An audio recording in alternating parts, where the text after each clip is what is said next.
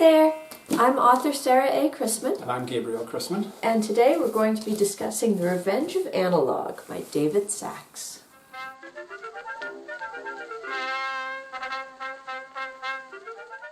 We've got Diana this time. She's usually camera shy. Mm-hmm. Thank you for joining the party, Diana. Yes.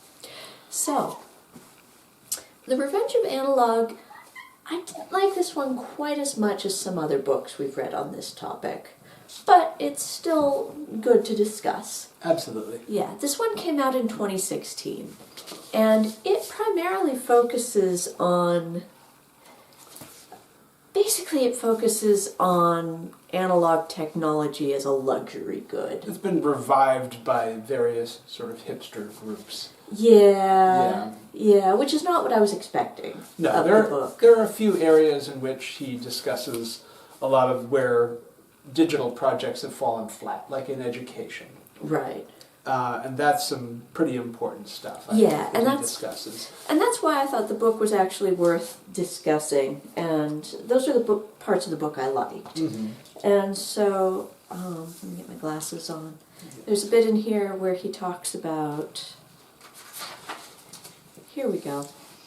He talks about the failure of digital tech in education, but the accompanying failure of educators to realize that tech was failing. He says, in 2001, the Los Angeles Unified School District spent $50 million on a computer system called the Waterford Early Reading Program, created by the education publisher Pearson to improve language instruction in kindergarten and first grade. Shortly thereafter, research by the district discovered zero or negative reading improvement for students who used the program. When Waterford was abandoned in 2005, the school board's president at the time, Jose Huizar, told the Los Angeles Times, quote, "How could anyone continue to argue that it's working when it's not? It's underutilized and ineffective," unquote. 9 years later, the very same LA school board announced a plan to put an iPad into the hands of all its 650,000 students. The iPads were loaded with Pearson educational software and coupled with a big push to improve internet access at LA schools, all at a total cost of $1.3 billion, one of the largest single tech ed investments worldwide. Shortly after the first batch of iPads was distributed, the rushed, ill-conceived folly of the entire enterprise became apparent. The iPads had no keyboards, which made them useless for students to do homework on, and the software that was supposed to prevent students from using the iPads for games and social media was easily hacked. The iPads frequently malfunctioned, were lost or stolen, and the software was inadequate for learning and assessment. To top it all off, the FBI launched an investigation into whether Apple and Pearson had received preferential status as vendors over other potentially less expensive competitors.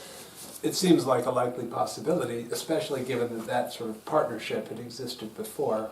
Oh, yeah. Absolutely. So those are some of the good things that he does bring up. Yeah, those are the parts of the book I did enjoy. But he does start off with just sort of the comeback of vinyl, which is a great example of analog technology as a luxury good and sort of for certain high-end consumers. Right. And he discusses a lot of things, a lot of examples of analog technology returning in there with great optimism, but all of them being very niche. And that's what I didn't like. And not particularly large scale. Right. Like he focuses on a different, very specific luxury product as an example of each of these technologies he's talking about. And when he talks about paper, he specifically focuses on moleskin notebooks. Now, you would be very hard-pressed to find a more avid proponent of pen and ink writing than I am. I draft all my manuscripts by hand. If you've watched me for some time, you've probably seen my stacks and stacks of hand-drafted manuscripts. I write everything by hand. I do not like moleskin notebooks because they're too expensive. Yeah, they're unnecessary. They're unnecessary. You can write on simple paper. Yeah. You don't need an expensive notebook. Right. It just doesn't help the process. Right. And the paper in those is actually really bad paper. It's too thin. It doesn't take liquid ink. Or actually, it just goes right through. Mm-hmm. But anyhow, now that I'm done trashing moleskin, in favor of far cheaper alternatives. I think it's a mistake to try to pose analog as a luxury good, because it's not. We live in an analog world. Analog is the three-dimensional world we live in. It's the natural state. It's the natural state. It's not some rich niche.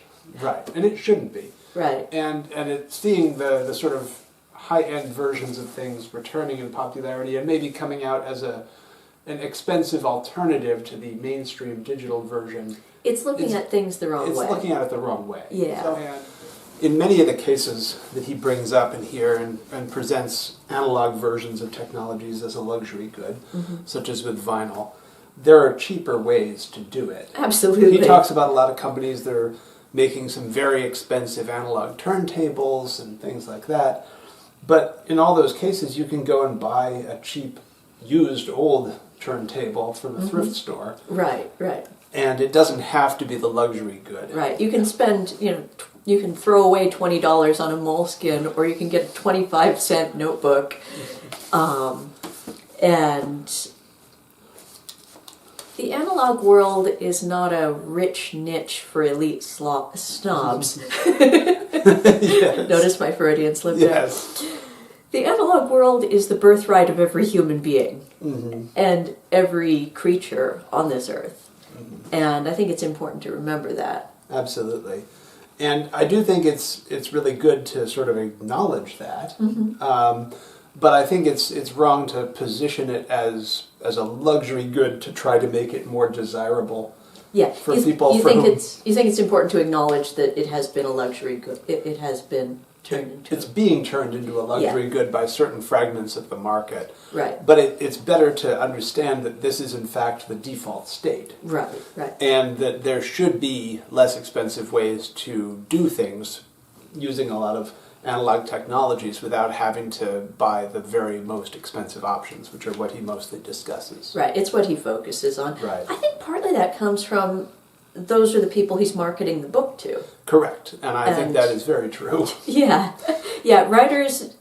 A lot of writers do focus the point of their book on the people they expect to sell the book to. Right. That's how a lot of the market works. Yeah. Now, one of the other big things to discuss about the book is when it was published. It came out in 2019. Right. 2016. 2016. And therefore, it really doesn't discuss anything that happened in 2020 and the way that has, in many ways, set back a lot of these return of analog technologies.